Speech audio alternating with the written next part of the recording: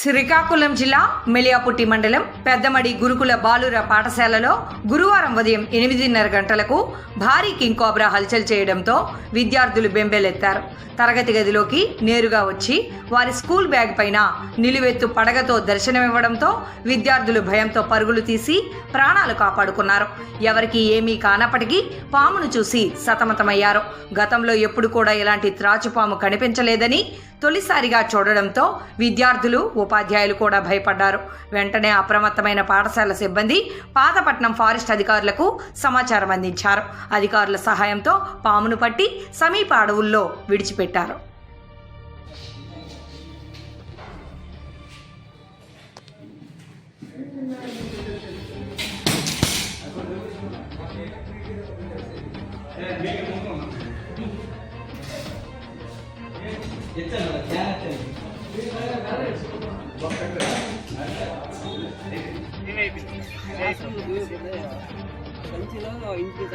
sir పట్టండి వదిలేద్దాం